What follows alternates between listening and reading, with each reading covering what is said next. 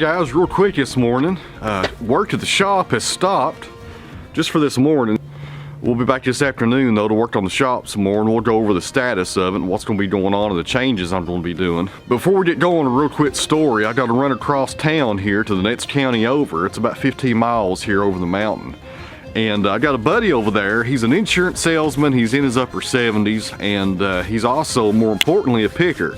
He goes out and buys estates and stuff like that, and anytime he sees something for sale he thinks he can make a buck on, well, he picks it up. Every time he comes across a good sized estate or something very interesting he can't find a buyer for, he gives me a holler, and my phone goes off while I'm talking every time.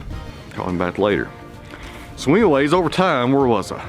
Right, over time, he'll come across something kind of interesting, and he don't have the internet or nothing like that, and I'll try to find a buyer for him, or maybe just kind of tell him what it's worth. He called me yesterday and he bought another estate. He got a bunch of records. Well, I had a good friend of mine who collects them, so I sent him his way, and that turned out pretty good for him. I think he bought every one he had. So he called me this morning to pretty much thank me for sending him a new customer. So while we was talking this morning, he was talking about this estate he just bought. He said there's a lot of old tools in there, some hammers and stuff like that. And pretty much told me if I wanted to come pick a few things out, I could. Kind of his way of repaying me for sending some people to him. So when I was talking to him this morning, he was going over this estate he bought. He was telling me about the tools he got and a lot of old hammers and stuff like that, and some interesting stuff, it sounds like. So he told me if I want to stop by there today, he'd give me a few things to repay me for sending him a customer. So while talking to him about the tools he had that came out of that estate, he said he got an anvil out of that estate. Now, something I never talked about on this channel is my interest in blacksmithing. I'm a big axe collector. I love metal and stuff like that, and old hand tools. And blacksmithing kind of goes along with that. I've never done it. I've been around it several times. I've got some close friends who do that. But it's an interest I've always had in doing blacksmith work. I'm going to try it eventually up here. I'm going to put me a small shed behind my barn eventually and put me a little forge back there and try to do some forging and see how that goes.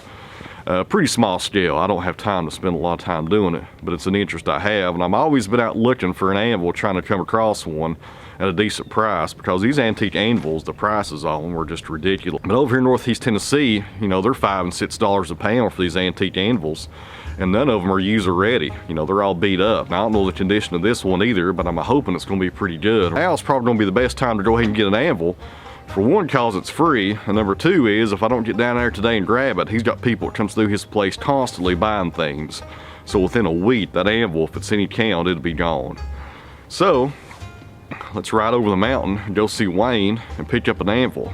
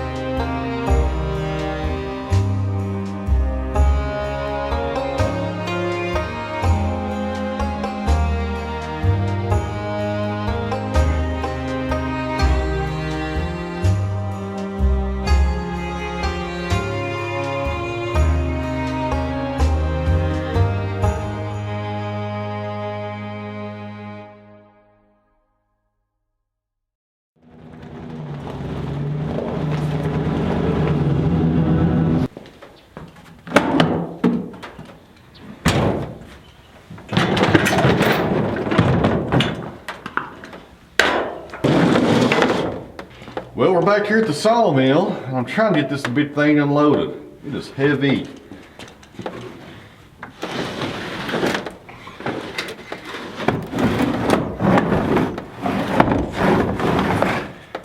Grab a work table to put right here to sit it on. We can kind of go over the sizes of it and the maker.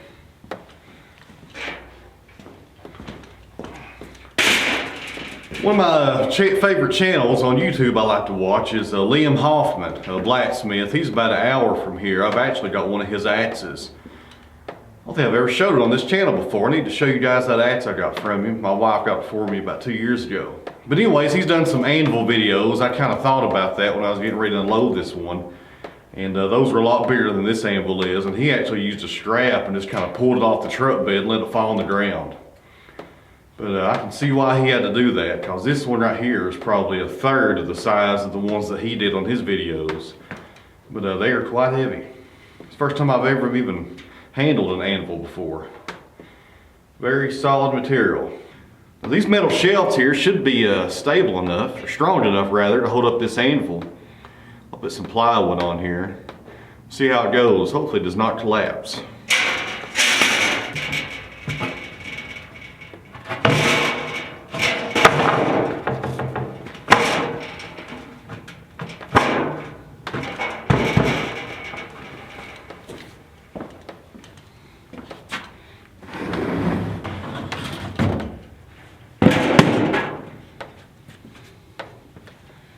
It's a M&H Armitage, if I'm saying that right, and I may be butchering the name. But that's an old Anvil company out of, I believe it was out of Great Britain, somewhere over in that area. And I may be totally wrong on the history of that. I need to research it again. But I remember reading about these and watching other YouTube videos about them. But this is a mouse hole anvil. It weighs 126 pounds and it is in really good shape. I was really surprised to see him pull this out of the bed of his truck and put it on the tailgate. I was expecting the worst, and this anvil was actually in really good condition here. And it's a good user anvil. And out of all the research I've done on them on what to look for, this anvil here looks like it's going to be a good user to start out on. Now, I am a beginner when it comes to even learning about this craft. I've not even swung a hammer for the first time yet. So look over me here if I miscommunicate what I'm trying to get across. The top of this anvil here, and it has the terminology for all the parts. I know this is the table and the Hardy hole and the Pritchard hole.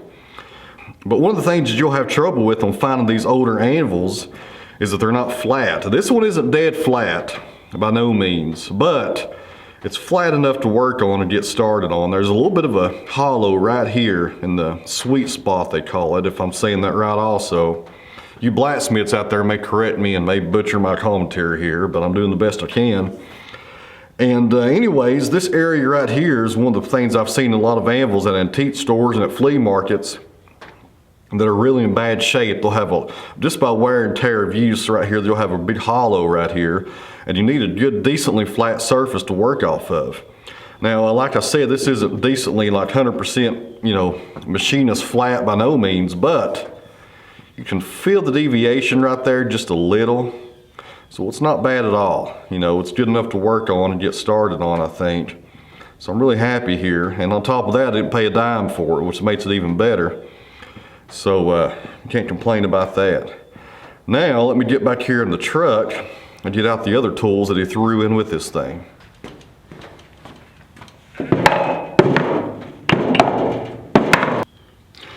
Alright, so my friend was feeling really generous today and he threw in these hammers also that are obviously some blacksmith hammers.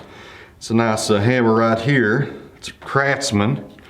It's an older hammer. It's not like you'd buy at the stores now. Of course, we don't even have a Sears here anymore. They shut down about a year or two ago. But nice hammer right there, really good shape.